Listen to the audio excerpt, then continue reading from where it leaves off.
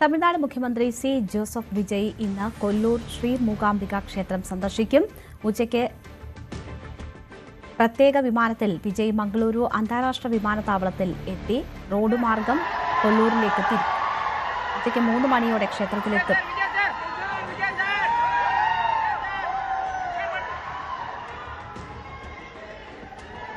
K V Baiju വിവരങ്ങളുമായി ചേരുന്നു.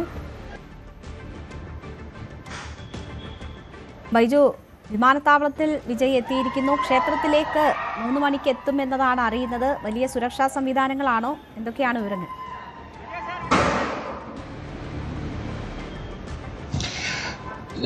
3 മണിക്ക് എത്താൻ സാധ്യതയില്ല. കാരണം ഇപ്പോൾ വൈകിയാണ് എത്തിയത്. 12 മണിക്ക് വിമാനത്താവളത്തിൽ മംഗളൂരിൽ ഇറങ്ങുമെന്നായിരുന്നു പറഞ്ഞതെങ്കിൽ ഇപ്പോൾ 2 മണിയോട് അടുത്തിരിക്കുന്നു.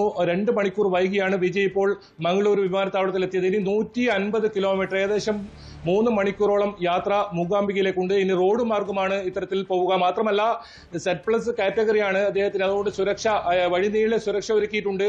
സീറോ ട്രാഫിക് ഏർപ്പെടുത്തിയിട്ടുണ്ട്. അങ്ങനെ വലിയ വിപുലമായ സൗകര്യങ്ങൾ കർണാടകയിൽ വിജയ്ക്ക് വേണ്ടി ഏർപ്പെടുത്തിയിട്ടുണ്ട്. പക്ഷേ അദ്ദേഹം എത്തിയ ഫ്ലൈറ്റ് അത് 2 മണിക്കൂർ വൈകിയത് കൊണ്ട് തന്നെ മൂകാംബികയിൽ എത്താൻ 5 മണിയെങ്കിലും ചുരുങ്ങിയത് ആവുമെന്നാണ് ഇപ്പോൾ മനസ്സിലാക്കാൻ സാധിക്കുന്നത്. ഇപ്പോൾ മംഗളൂരു വിമാനത്താവളത്തിൽ നിന്നുള്ള ദൃശ്യമാണ് നമ്മൾ കാണുന്നത്. മംഗളൂരു വിമാനത്താവളത്തിൽ നിന്നും ഇപ്പോൾ വിജയ് കാർ മാർഗം മൂകാംബികയിലേക്ക് പുറപ്പെട്ടു കഴിഞ്ഞു. ഇനി 3 മണിക്കൂർ, 150ഓളം കിലോമീറ്റർ ഓടി 3 മണിക്കൂർ എങ്കിലും ചുരുങ്ങിയതെടുക്കും മൂകാംബികയിലെത്താൻ.